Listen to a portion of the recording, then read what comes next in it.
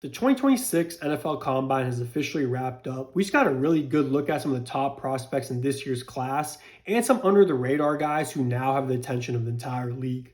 This changes everything for the upcoming draft in April. So today we're going to be going through a first round mock after everything that just went down at the Combine. If you're new to the channel, I'm doing a mock a week leading up to the actual NFL draft. I did take last week off because it made sense to wait a few days till the Combine wraps up. But we are back at it. If you enjoy NFL draft content, make sure to like this video and subscribe to the channel. It goes a really long way. There will be 0 trades in this mock draft. I'm going to start introducing trades after free agency kicks off in the middle of March. But for now, let's focus on who your favorite team can snag at their natural draft position.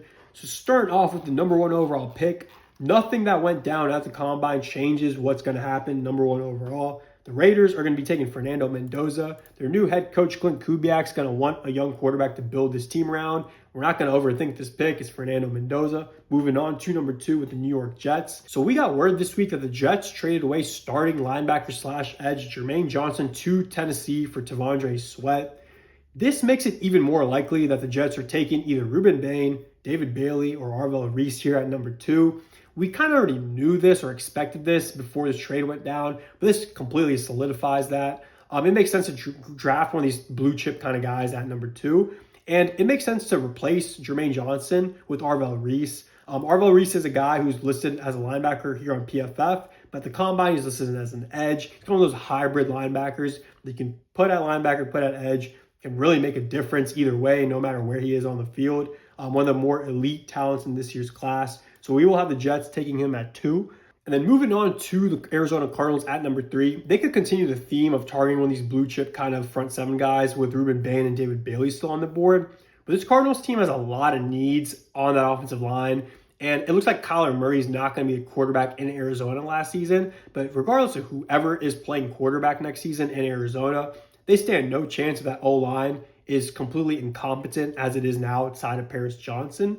So looking at some of the O-linemen that they can take here at 3, Francis Mauigoa and Spencer Fano really stand out. These two guys are both worthy of being top 12 kind of picks. But for the Cardinals, I do lean Francis Mauigoa out of Miami. Francis Mauigoa gives them some versatility to be bumped into the interior of the O-line if needed. And this is a Cardinals team, again, that needs some talent at tackle and at guard. And if Mauigoa doesn't really work out for them at tackle or they need some of that flexibility, he gives them some of that flexibility. So I'm going to go him at 3 for the Cardinals. Then moving on to pick number 4, the Tennessee Titans. The Titans have Rob Saleh coming in as their head coach. We know he's a defensive-minded guy. He's getting another crack at being a head coach in the NFL. And it really makes sense for them to target either Ruben Bain or David Bailey here. And for me, I personally have David Bailey over Ruben Bain. When I watch film between these two, David Bailey just looks like a more dominant edge. He's bigger. I know Ruben Bain has some concerns about his arm length. I'm not really counting that into my argument here. We'll get into that in a little bit here. But David Bailey's just an elite pass rusher. He's 6'3", 250.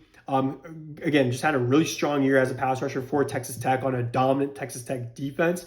At the Combine, we saw him run a 4.5 40, which is the second fastest amongst edges, only behind Arvell Reese, who was listed as an edge at the Combine. 21.6% pass rush win rate this year. Not the greatest against the run as a run defender, but still a solid run defender. But his bread and butter is as a pass rusher, and he excels at that. I think David Bailey at 4 would be a home run kind of pick for the Titans.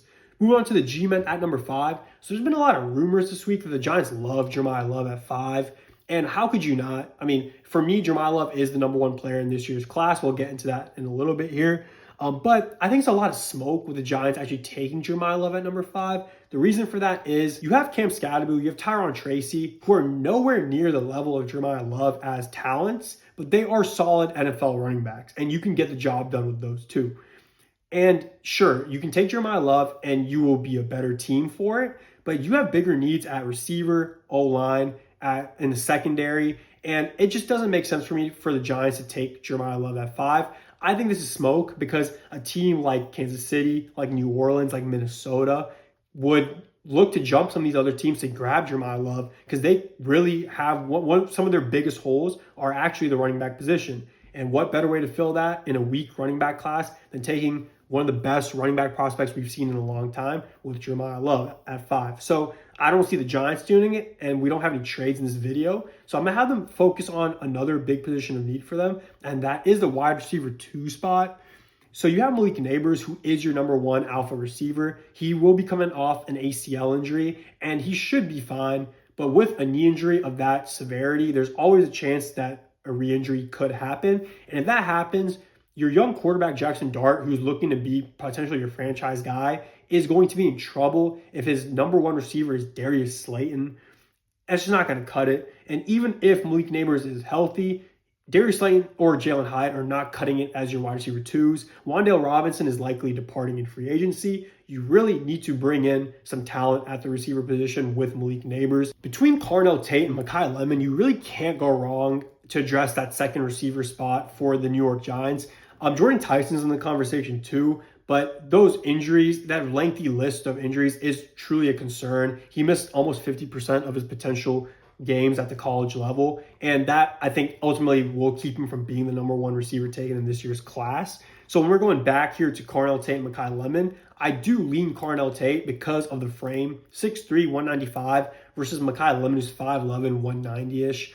Carnell Tate really shined alongside Jeremiah Smith last year at Ohio State, and he just is projecting to be an athletic kind of receiver who should make a big difference at the NFL level. And alongside Malik Nabers, that gives Jackson Dart a better chance to succeed as a New York Giant. So we're going to Carnell Tate here at 5. Moving on to the Browns, another team that could really use a receiver, but they could also use a new offensive line for the most part. As strong as their defensive line is, their offensive line is on the opposite end of the spectrum. So the Browns, it makes a lot of sense for them to either take someone like Mekhi Lemon or even potentially Jordan Tyson here, or focus on the offensive line here and use their other first-round pick on a receiver. Either way, between pick 24, which they got in the Travis Hunter trade last year, and pick 6, I would expect them to use either or on a receiver and a tackle. So either a receiver at 6 or offensive tackle at a 6, and the other at 24, or vice versa. So for this mock draft, I'm going to have them skip on taking a receiver at 6 and take the other guy who's kind of like Maui Noah and Spencer Fano feel like the 1A, 1B tackles in this year's class. You can have either at the top of your board, and I wouldn't argue. So I'm going to have them take the other guy who, again, like I touched on with Maui Noah, is worthy of being a top 12 type of pick, and take Spencer Fano at 6 for the Browns as they look to fix up that O-line. Going on to the Commanders could take Jeremiah Love here for sure. Pairing him with Jaden Daniels would be pretty scary. Any team could benefit from Jeremiah Love, if we're being real. They could go Caleb Downs. They need some more talent on the defensive side of things. Sonny Styles might have just had the best combine out of everyone who went to the combine. He could make a lot of sense here. But this Commanders team is desperate for a player who can get to opposing quarterbacks, put some pressure on the opposing quarterback. And Ruben Bain's still on the board here at number 7. I think you take Ruben Bain 7th overall if he's there. So the elephant in the room, everyone's been kind of talking about how his arm length, they measured his arms under 31 inches. People are concerned that at the NFL level against bigger offensive linemen, he might not be able to win as a pass rusher as much as he excelled in college. I don't think it's going to limit him from being a top 10 edge in the league if he develops well. So Ruben Bain makes a lot of sense there for the Commanders at 7. And then moving on to number 8, New Orleans Saints. So the Saints have a quarterback in Tyler Shuck, who they took in the 2nd round last year, that they really need to evaluate. Is he our guy moving forward? Is he your franchise guy? And it's very important that they do that this season, because he's had his rookie season down. He looked solid at the end of his rookie season, enough for them to be confident that they can compete with him potentially last year, at least in the NFC South. But the reason why they really need to make that decision at the end of this upcoming season is because the quarterbacks that are projected to be in the 2027 NFL draft look to be elite. Some of the quarterbacks, just to name a few in that 2027 class, Dante Moore, who was supposed to be the 2nd overall pick this year, decided to stay at Oregon. Lenoris Sellers, who, if he has a bounce back year for South Carolina, could be a top 3 pick. You have Arch Manning, who looked good down the stretch for Texas last year. It's Arch Manning. He could be a top 5 pick. There's a lot of guys in next year's 2027 draft class at the quarterback position who could be real franchise quarterbacks. So for the Saints to evaluate if Shuck is going to be their franchise guy, you got to get him some help. And that's through either getting some more help at the receiver position. You got Olave, who's elite, who's good. You have Juwan Johnson, who's good at the tight end position. Outside of those guys, you don't have really strong options for Tyler Shuck. Alvin Kamara, he's aging. He's just not that elite Alvin Kamara we once knew. Keandre Miller, their other running back, tore his ACL, bad injury. Don't know if he's ever going to be the same. What better player can you give a young quarterback to really prove if you can compete with them beyond just the NFC South than adding a player like Jeremiah Love? Jeremiah Love, again, is my number one player in this year's draft class. If you don't think Jeremiah Love is going to be good at the NFL level, I don't know what to say. You got to go watch his highlights if you haven't, and then go watch what he did at the combine. This guy's explosive. He's smart. He's focused. He's just a good football player. Back-to-back 1,100 plus yard seasons at Notre Dame. Back-to-back 17 plus touchdowns at Notre Dame. Just decent as a receiver. 200 plus receiving yards. Nothing crazy, not like Jahmyr Gibbs, but his bread and butter is as a running back. You can give this guy 20 to 30 touches a game, make him a workhorse back, and he will change the entire landscape of your offense and your entire game plan. Jeremiah Love is a home run pick, and whoever gets him in this year's class, I mean, he's one of the most safe picks in this year's class, in my opinion at least. Moving on to number 9, if you're a Chiefs fan and you want Jeremiah Love, this hurts because he just went to the Saints, and the Chiefs desperately need some talent at the running back position moving forward for Patrick Mahomes as he looks to come back from his knee injury. But you're not going to take a running back outside of Jeremiah Love in the first round this year. That's just the harsh truth. It's not a deep running back class. So looking at who's on the board, let's shift our attention to the defense side of things. I mean, Caleb Downs is a great option here. Sonny Styles, again, what a combine, is a great option here. If they want to go corner, which I don't think is as big on their list of needs as some other positions, you could go Mansour Delane. But I'm going to focus on their defensive line. You have Chris Johnson out there, who's obviously elite. Chris Jones, sorry, who's obviously elite, who's a problem. But you could add some help for Chris Jones to really make this an even scarier group.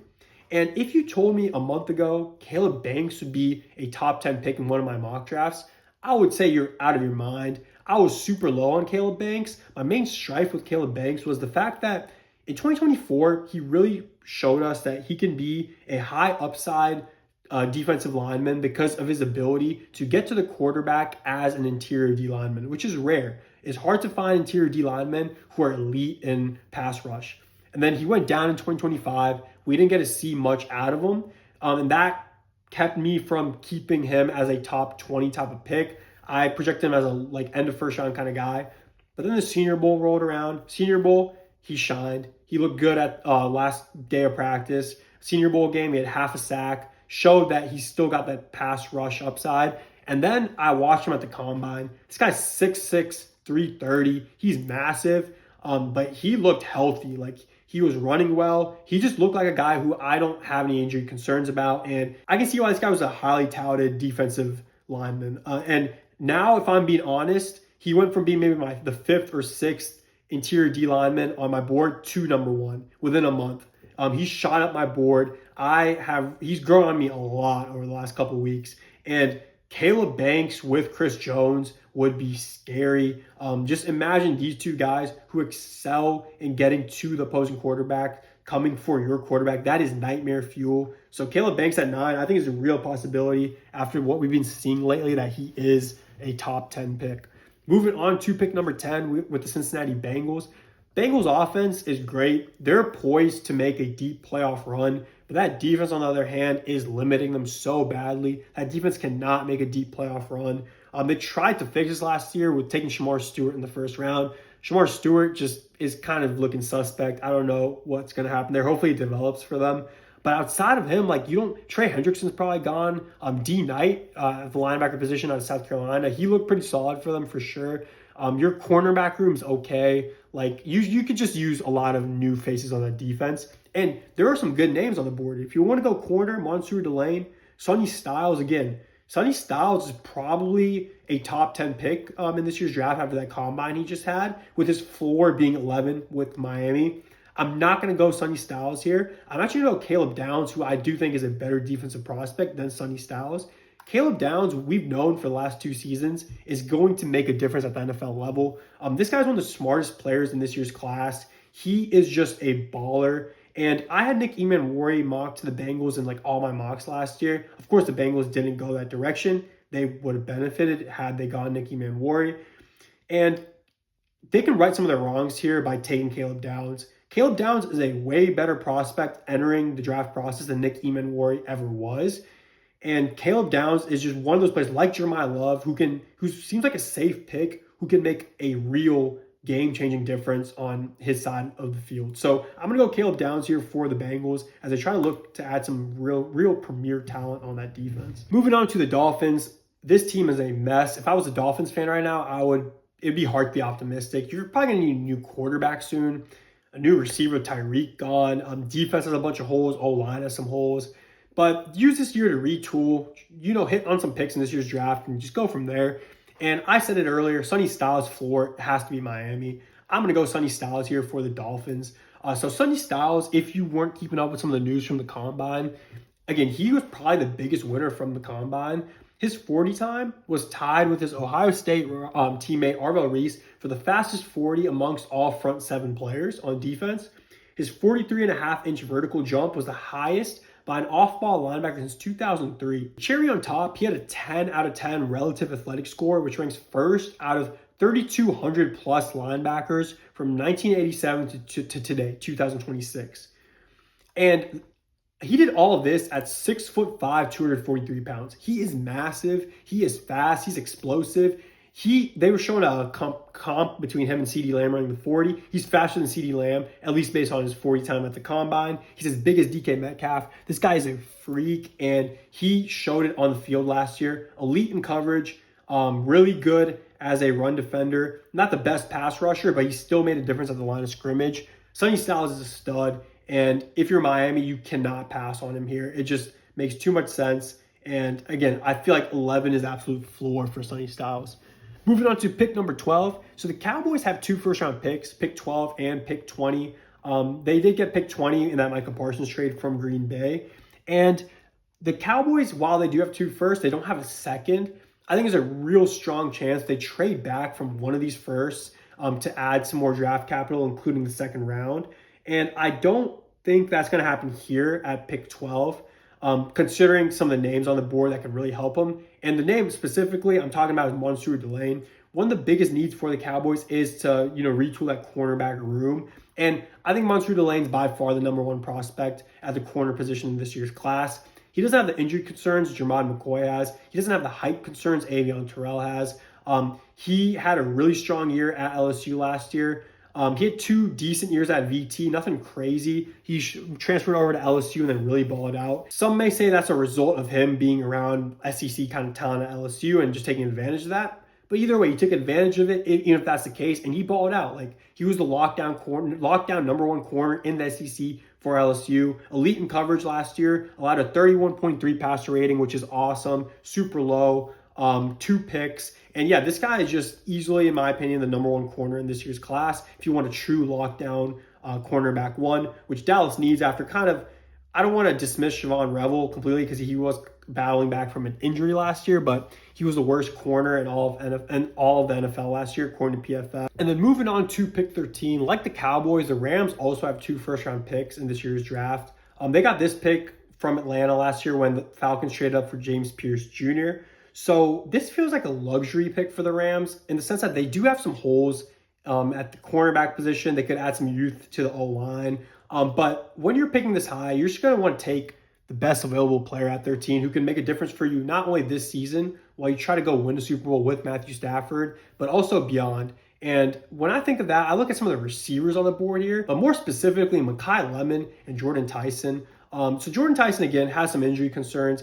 Without those injury concerns, he'd no doubt be a top 12, top 14 pick. But Mekhi Lemon doesn't have those injury concerns. His most common comp is Amon-Ra St. Brown. He is a super dependable receiver out the slot. He is smaller at 5'11", 195, but he runs his routes really well. He catches everything. And Mekhi Lemon, I'm a fan of. I think he's going to be a strong receiver at the NFL level for whatever team he's at. And before you say it doesn't make sense for the Rams to take a wide receiver at 13 when you have Puka Nacua and you have Devontae Adams, we know that the Rams last year called the Panthers to trade up all the way to 8 while having Tay on the team and Puka to go and grab Tedero McMillan. So the Rams think they can add more receivers to that room for Matthew Stafford to try to go win a Super Bowl before he calls it a career.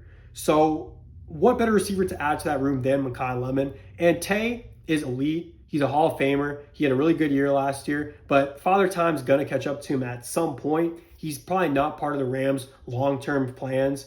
So you're going to want someone alongside Puka Nacua for whoever's quarterback after Stafford to, go win some games in the tough NFL. So Mekhi Lemon makes a lot of sense here. I really like him there at 13.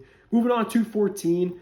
Maybe the Ravens could take Jordan Tyson here to pair with Zay Flowers as they try to go win a Super Bowl with Lamar. But I don't think that's going to happen. Again, those injury concerns are scary. And also, at the same time, the Ravens have a lot of needs in the trenches on both offense and defense. So I think it makes sense for them to address some of those positions either at the interior of the offensive line or grabbing an edge. They did take Mike Green last year in the second round, and he's kind of a young project kind of edge. We'll see what he turns into. They could benefit from a more polished guy like Keem Mesidor or TJ Parker while the Super Bowl window is open with Lamar. And even in the interior of the defensive line you have Matt Abike, who's elite. He's announced he's going to be playing next year after that potentially career-ending injury. We don't know what he's going to look like. But with the names I do see on the board, the Ravens really struggled at the left guard position last year. Their left guard, Andrew Voorhees, last year is one of the worst left guards in the entire NFL. And you have Ione on the board out of Penn State, a guy who played a majority of his snaps at left guard last season.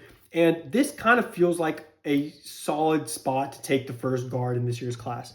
Last year, we saw the Cowboys take the first guard in the draft at 12 with Tyler Booker. And in the previous years, we've seen the first interior O-lineman taken between picks 12 and 16. So again, this seems like a good place for Ione to go. And the Ravens could really benefit from adding him to the squad. And then moving on to pick 15, the Bucs really need to just add some youth to that defense and bring in some new faces who can try to help them go back and win the NFC South after missing out last year. And a lot of names make sense here. I mean, you could add Keem Mesidor here, Keldrick Falk if you want a more project kind of edge, Cassius Howell, Colton Hood, TJ Parker. A lot of names, again, make a lot of sense here. But I'm going to have them address the linebacker position because I do feel like they're really weak in the middle of that defense. And there's really only one linebacker left on the board who projects to be like a first round kind of guy. I love Josiah Trotter. I love Jacob Rodriguez. I like them as day two guys, but they're just not first round picks in my opinion. And the first round guy who I do have my eyes on here for the Bucs is CJ Allen. If CJ Allen's stats don't do it for you, he really displayed his high football IQ at UGA through his ability to be a quarterback on the defensive side of things for the Bulldogs. He was calling plays for Georgia on the field. He was a leader in that locker room. This is a guy who can really change a defense beyond just what you see on the stat sheet. I think CJ Allen is definitely worthy of being a first-round pick. It makes a lot of sense, again, for a Bucs team that needs some guys in the middle there to really bolster up that defense. Moving on to the Jets at pick 16. So we went Arvell Reese at pick number 2. And the Jets have 2 firsts, 2 seconds. They just need to keep adding best available at whatever position as they look to retool this roster and really just do something with their franchise. I'm sorry, Jets fans. But we did go again, Arvell Reese with pick number 2. So let's shift our focus to the offensive side of things. Let's look at who's on the board here. Jordan Tyson, I mean, just makes a lot of sense here for them. I think there's a really strong, really real scenario like this one where either Mekhi Lemon or Jordan Tyson are available at 16. And I think if either is on the board, you add them. You have Garrett Wilson, who is a really elite receiver, and you're receiver 1. A.D. Mitchell, after that trade with the Colts last year, really stepped up with Garrett Wilson out. Looks to be a strong contributing receiver potentially for them in the future. But Jordan Tyson, while he does have injury concerns, if he's healthy, he's going to be a baller. And a lot of teams between 1 and 15 might regret not taking him. Jordan Tyson, again, missed 48% of his collegiate potential games he could have played at the college level. But the good news with those injuries is that they were all unrelated. You had hamstring injuries, collarbone injuries, knee injuries. So while that is concerning, with them being unrelated, it's not something that's like lingering. Like it's not a hamstring injury that kept lingering every single season. It's not a knee that he kept re-injuring. So again, he is injury prone, but they're all unrelated. And it's worth taking a first round risk on him and seeing if he pans out. And if he pans out for the Jets with Garrett Wilson, Jordan Tyson, I mean, that's a really strong duo for whoever's quarterback for that team. Moving on to pick number 17. This Lions team was 15-2 only 2 seasons ago. Really disappointing year last year with a tough schedule, tough division. But the Lions are roster-wise, kind of right there again to make a run to the Super Bowl. Their biggest needs that I think they could address in the first round are corner and edge. Aiden Hutchinson desperately needs a running mate that can get to opposing quarterbacks. And I'm going to take a guy here for them whose praises I've been singing since January. If you don't like this guy because he's 24, going to be 25 years old come the 2026 NFL season, I'm sorry, but you need to get over it, because for a team like Detroit, who again has a Super Bowl roster and wants to win now, Akeem Mesidor makes so much sense. Akeem Mesidor was elite playing alongside Ruben Bain last year. 13 sacks, 20.8% pass rush win rate, was just an elite pass rusher. He's 6'3", 280, really solid size. And if he gets to play alongside Aiden Hutchinson, he's going to wreak havoc. He's a super polished player. And again, if you're a team like Detroit, like Baltimore, like Philly, like Buffalo, that's trying to win now and needs an edge who can make a difference now, you don't want to develop a guy and see if he maybe pans out. Akeem Mesidor makes a lot of sense. I think Akeem Mesidor is a stud. He's one of my favorite defensive players in this year's class.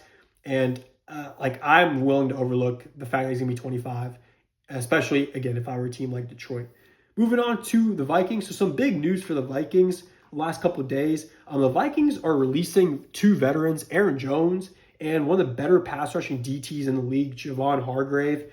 They're doing this to free up some cap, but in all honesty, yeah, you're freeing up some cap, but you're also getting worse for sure.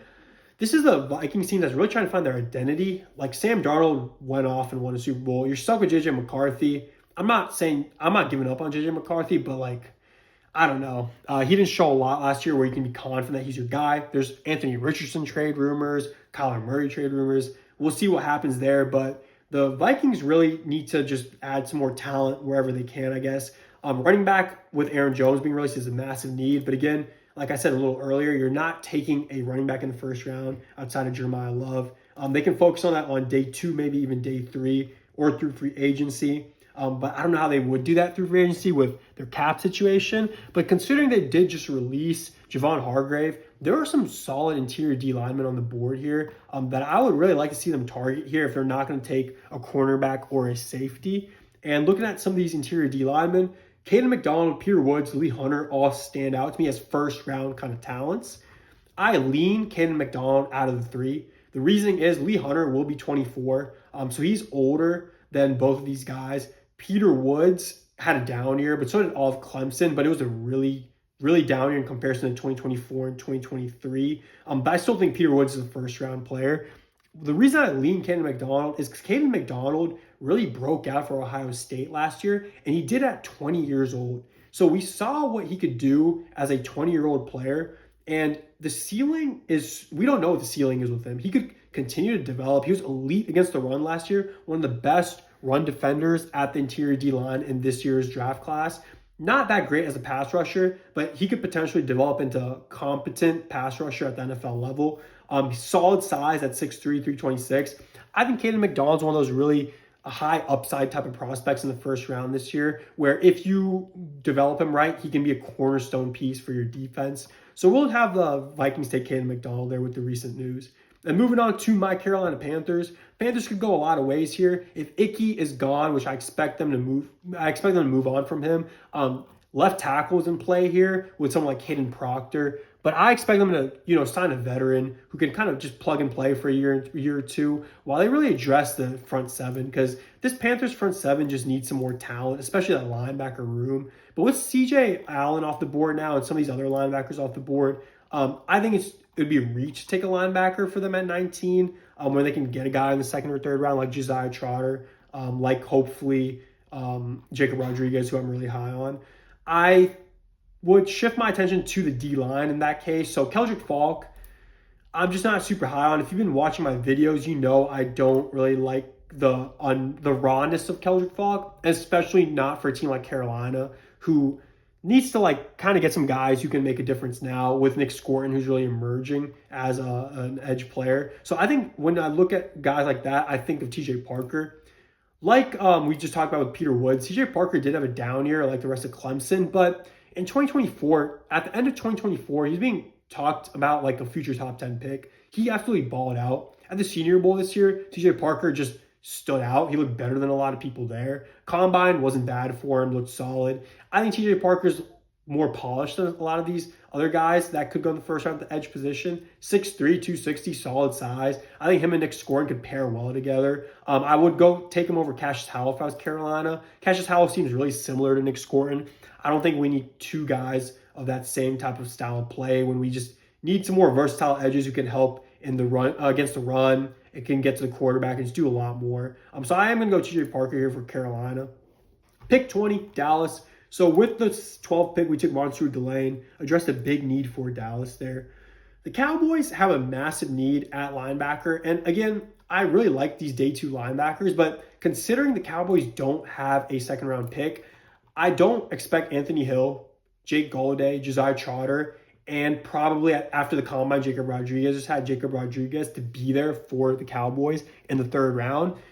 So I'm going to have him reach for one of these guys. So if you're a Cowboys fan and you don't like this pick, I'm telling you right now, I 1,000% think these guys are day 2 talents. But considering you don't have a second round pick, you need a linebacker.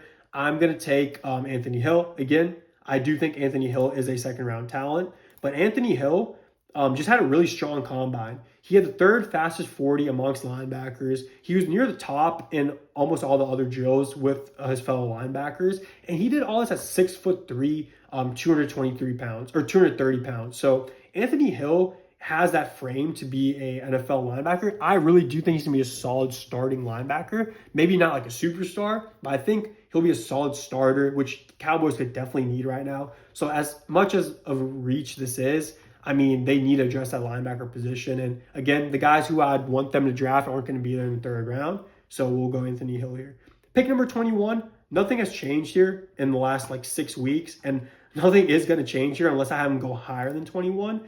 This Steelers team really needs to add some receivers outside of DK Metcalf for whoever's quarterback next year and beyond. I mean, it's just Calvin Austin. You don't have a lot of guys outside of DK that are NFL level game-changing receivers. And there is a guy in this year's class who just had a really strong combine that could do that. He's the opposite build of DK Metcalf. That's Casey Concepcion. So while you have DK as a 6'4", big-bodied receiver, Casey's 190, 5'11", but don't let that size fool you. This guy's fast. This guy catches a lot. His contested catch rate is very good for his height, 66.7%. He just makes plays. He's explosive. He is elite as a returner. Casey Concepcion is a really fun player, and I really hope he pans out at the NFL level because it'd be a joy to watch him play as a football fan. Casey is a beast, and again, if you watch my previous videos, I just love the fit for him here at 21 for Pittsburgh. Moving on to pick number 22, the Chargers' biggest need is no doubt their interior O-line, but with Ione off the board, it just doesn't make sense to reach for some of these guys at 22 when you have some real first-round talent available on the defense side of things and at other positions. Emmanuel Pregnon, I love, don't get me wrong. He could be taken at 22. I don't think it'd be a bad pick. He could be taken at the end of the 1st round by some of these teams. But overall, I think you could wait till the 2nd round to grab him. Jake Slaughter, Kalen Rutledge, solid options. Bo Stevens, another solid option. These are day 2 kind of guys. It'd be an unreal reach to take some of those guys here at 22. So let's shift our attention to another position for the Chargers here. And the Chargers could add a lot of things here. I mean, they're a solid team overall. If you're not taking O-line, I just say go best available at other positions. I've been seeing in recent mocks Kenyon Sadiq going to the Chargers at 22. Kenyon Sadiq just had a really strong combine. But I just don't think it would make sense for them to go Kenyon Sadiq over some of the edges or defensive tackles that are available on the board here. Keldrick Falk, if they want a project kind of defensive end, who's 6'6", 285, just really raw, hasn't proved a lot at the college level through his play on the field. But if he is developed properly, could be a force in the NFL. He's only 20 years old. He makes some sense. If you want a pass rush specialist, Cassius Howell. But I do think the Chargers could really benefit from having a corner, another corner in that room. So we have Jermod McCoy still on the board. I am aware Jermod McCoy still on the board. Avion Terrell still on the board. Brandon Cisse, Colton Hood. And Colton Hood just had a really good combine. He's been a projected 1st-round pick since January, beginning of February.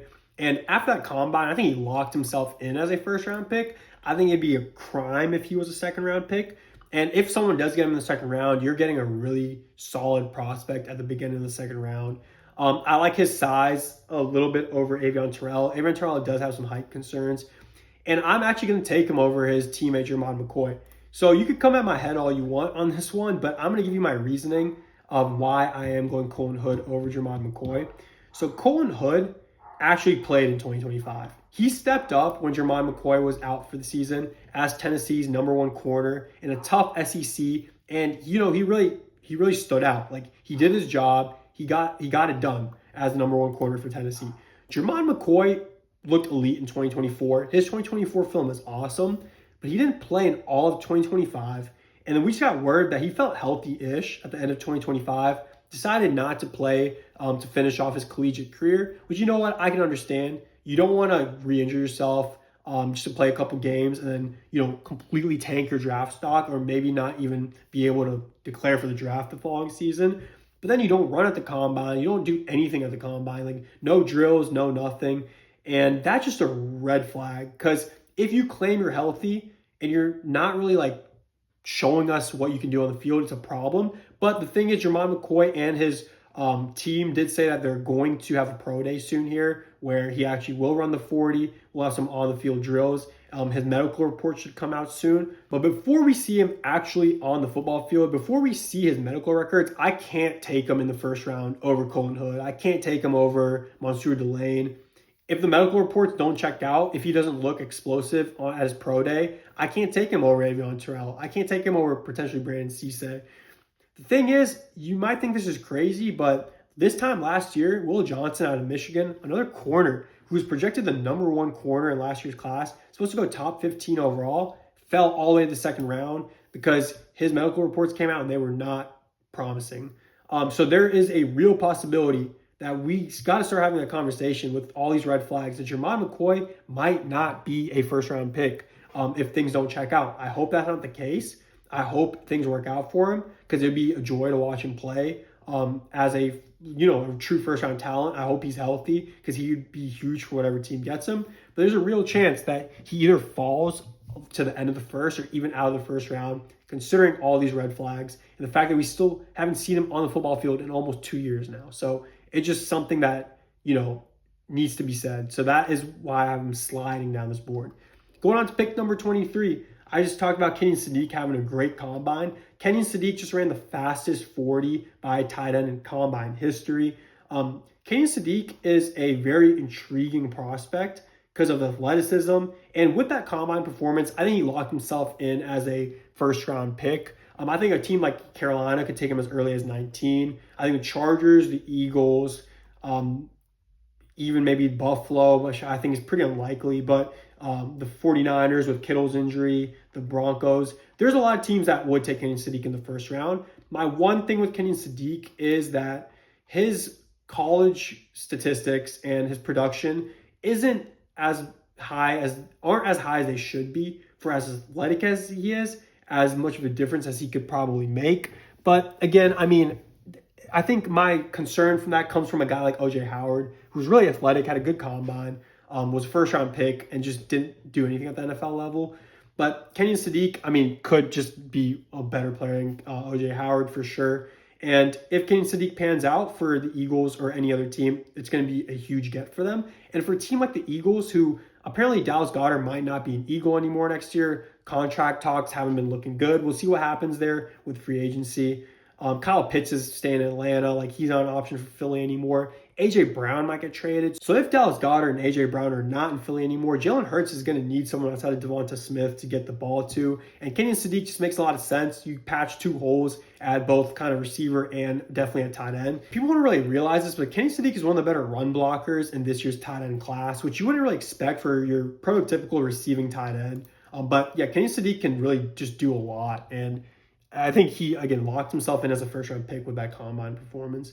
Moving on to the Browns, we already talked about this. Between these two picks, I think receiver and O-line. Where do you want O-line? Had they gone receiver at 6, there'd still be some really strong tackles left on the board here. Monroe Freeland, Caden Proctor, Caleb Lomu. So maybe in future mock drafts, I'll have them go receiver at 6 rather than O-line. But either way, they went O-line there. Just, made sure they locked in their guy.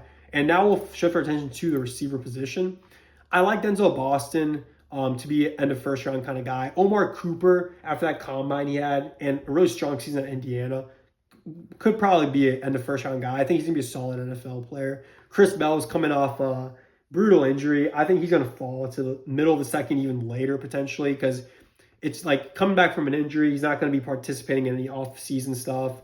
It's just a big risk there with an ACL injury. Jeremy Bernard, solid combine. I could see him. I have him projected as like a start of the second round kind of guy. Potentially could be end of first round guy. Elijah Surratt, Malachi Fields, Zachariah Branch, Chris Brazzell, good names all here. I just don't think those guys are first round guys. Even after the crazy good combine Chris Brazzell had, I just don't think that's going to shoot him up all the way to the first round. So looking at the names here, that makes sense. I think Denzel Boston makes sense. Denzel Boston actually had a really not strong combine. He had some drops, didn't run the 40, just not really an impressive combine. But he's 6'4", 209.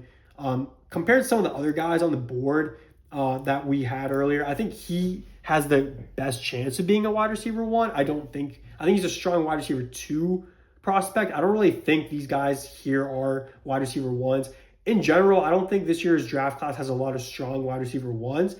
I think there's a lot of strong wide receiver 2s and 3s, which isn't a bad thing. I mean, they're going to contribute. If you hit on some of those guys in the second round, third round, fourth round, you did your job, like as a GM. They're contributing. But again, Denzel Boston, in comparison to these other guys, I think stands out as someone who could be a wide receiver 1 for Cleveland. A team just desperate for some more receiving options outside of Harold Fannin emerging at the tight end position. And Jerry Jeudy's like kind of just a below average to an average receiver, in my opinion. Moving on to pick number 25, we got the Chicago Bears. So the Bears could go a couple ways here. I think their offense is pretty sound for the most part. Their defense could use some help at the safety position, or maybe just add some more talent in the front seven. Again, we're not going to look at linebackers here. I just think it's a reach to grab a lot of those guys here, even though we did it for Dallas. But there are still some solid defensive linemen here. And Peter Woods is still on the board. I think Peter Woods' ceiling is like 11 to Miami, 14 to Baltimore. And his floor is somewhere at the end of the first round. I think he's a first round talent. Like we just discussed with TJ Parker and some of the other guys on that Clemson team, kind of suffered from a bad year for Clemson, but 2024, 2023, good back-to-back years. Definitely a first-round talent, 6'3", 310, decent as a pass rusher, nothing crazy, but he can still get the job done.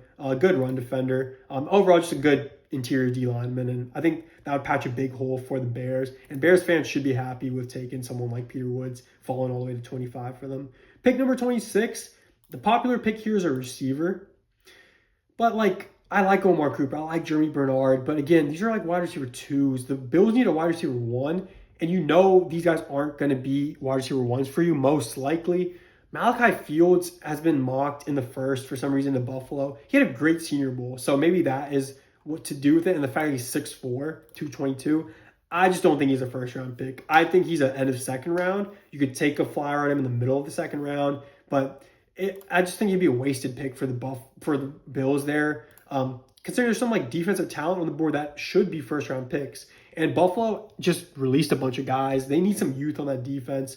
They have to basically retool on that defense. So get some ballers on the defense. And I would maybe focus on trying to get a real alpha receiver through free agency. There's not a lot of them, unfortunately. Through trade, and AJ Brown makes sense. Maybe you bring in Tyreek Hill, pair him with Josh Allen. There's some options out there outside of the draft that make sense. So with the current roster structure, I'd prefer to see them go defense here and maybe take a receiver in the second round. I think that is a smarter approach than, just forcing yourself to take a receiver in the first round here after already having a bad experience with Keon Coleman.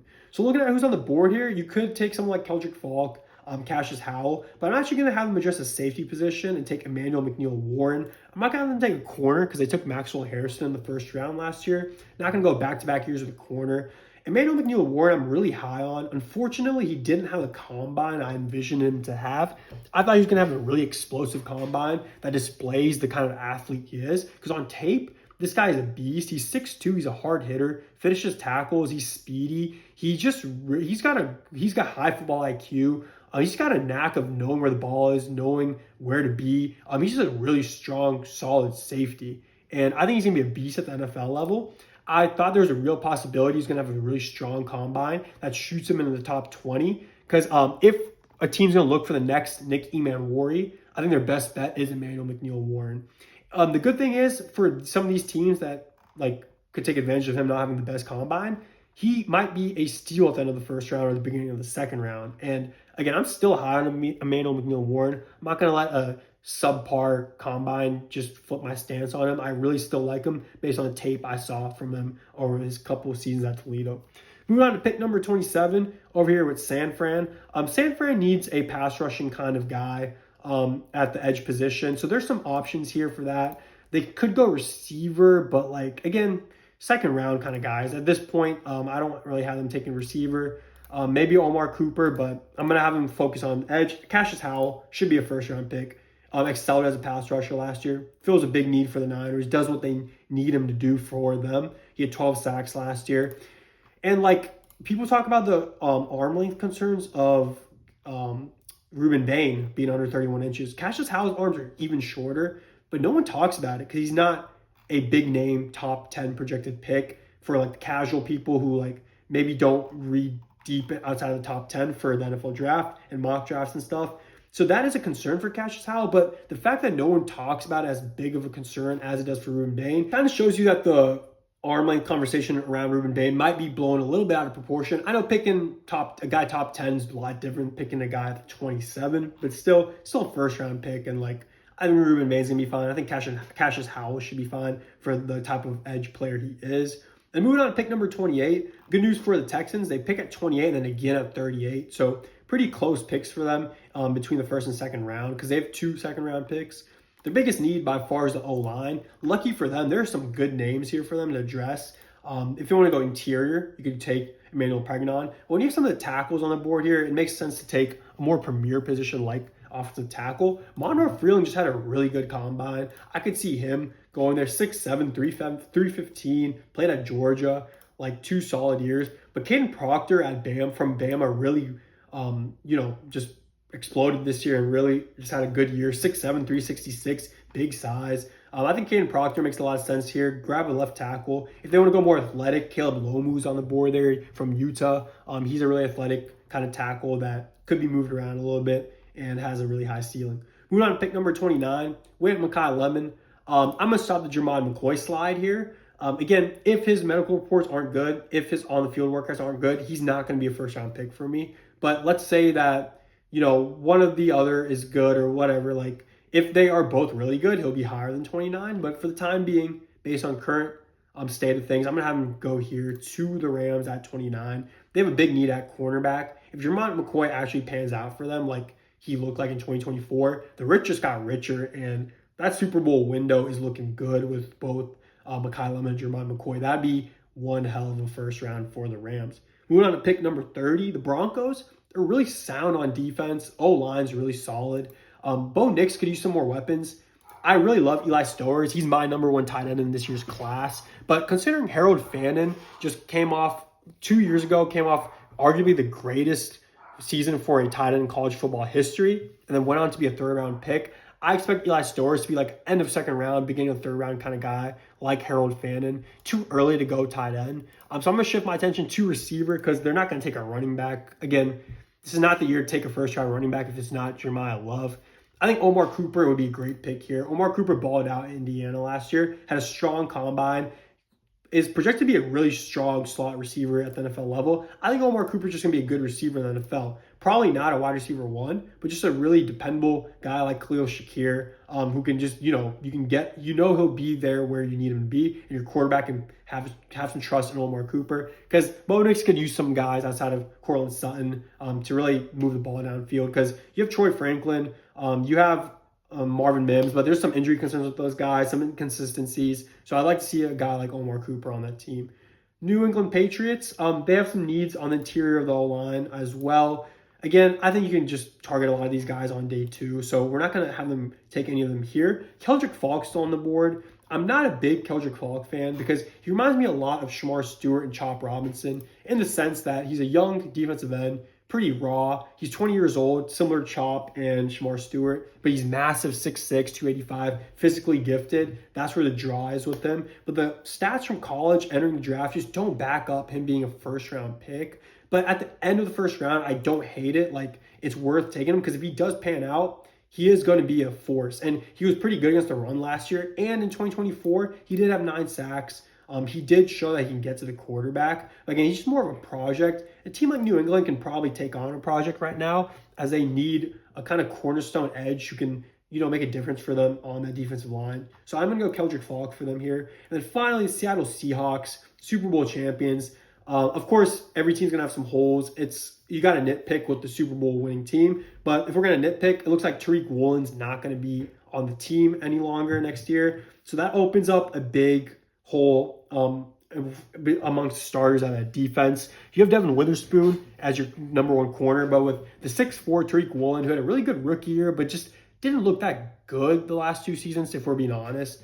He's out his way, so it makes sense to grab a corner. I really like this year's cornerback prospective pool. I like the corners, the interior D linemen, and the linebackers the most.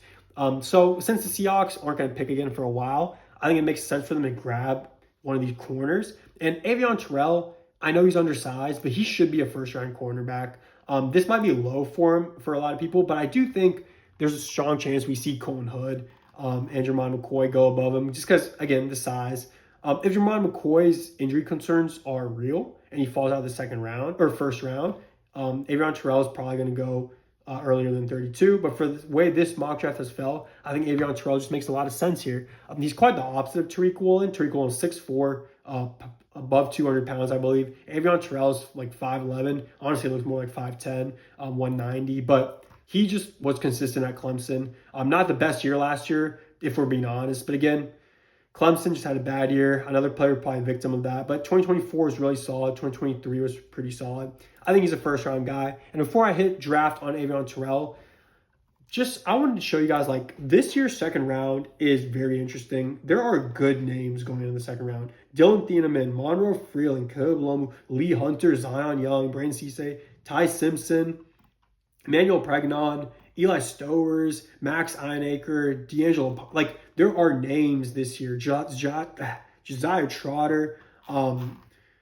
Man, I love doing the 2-round mock drafts for this year's draft because I like the second round a lot. So I will have a 2-round mock draft coming out next week, post-combine. So make sure to like this video and subscribe to this channel to be in the loop for all of that. But I'm going to hit Avion Terrell here. That's going to wrap up our first-round mock draft post-combine. I thank you guys for watching, and I will catch y'all later.